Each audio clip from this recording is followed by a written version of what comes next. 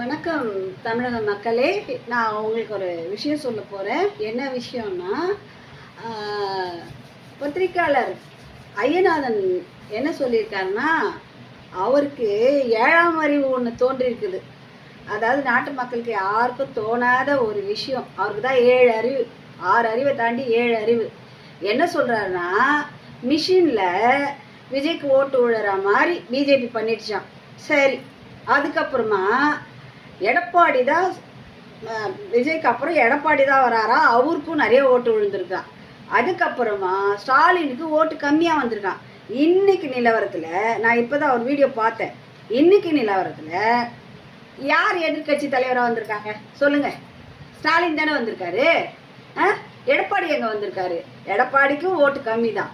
ஆனால் எப்படி இவர் ரொம்ப அறிவாளி மாதிரி சொல்லியிருக்கிறாரு. இதுக்கும் ஒரு வீடியோ போடுறதுக்கு வந்துட்டாரு. என்ன பொய் புழுவிக்கு ஏவியில் ஓட்டு விஜய் மாற்றி வச்சுட்டாரு அப்படின்னு சொல்லிட்டு விஜய் தான் அவருக்கே ஓட்டு விழணும்னு சொல்லி பண்ணியிருக்காரு அப்படின்ற மாதிரி ஐயநாதர் சொல்கிறாரு. அதுக்கப்புறமா ஸ்டாலின் நல்ல அரசு கொடுத்ததா சொல்லியிருக்கிறாரு. நான் என்ன அரசு நல்ல அரசு எனக்கு ஒன்றும் புரியல. எல்லா மக்களுக்குமா மகளிர் உதவித்தொகை வந்துச்சு, எனக்கெல்லாம் வரல. எந்த இலவசத்தையும் எனக்கு இந்த ஸ்டாலின் அரசு கொடுக்கல. என்ன இது ஒரு விஷயம்.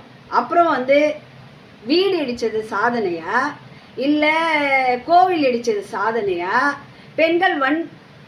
பெண்களுக்கு பாலியல் வன்கொடுமை அது நடந்தது சாதனையா? எதுப்பா சாதனை? ஐயநாதன் சொல்லுங்க. நீங்க ஸ்டாலின் ஏதோ சாதனை பண்ணியிருக்காரு. சாதனை பண்ணி ஏன் ஸ்டாலினோட அரசுல ஊழலே இல்லைன்னு உங்களால் சொல்ல முடியுமா? இந்த மாதிரி கள்ள ஓட்டு போடுறது, பணம் கொடுத்து ஓட்டு வாங்குறது, இதெல்லாம் யாருக்கு தெரியும்? திமுகவுக்கு கை வந்த கலை. புரியுதா ஐயநாதன்? நீங்க என்ன சொல்லிட்டு இருக்கீங்க? விஜய் ஃப்ராட் பண்ணிட்டாருன்னு சொல்றீங்க.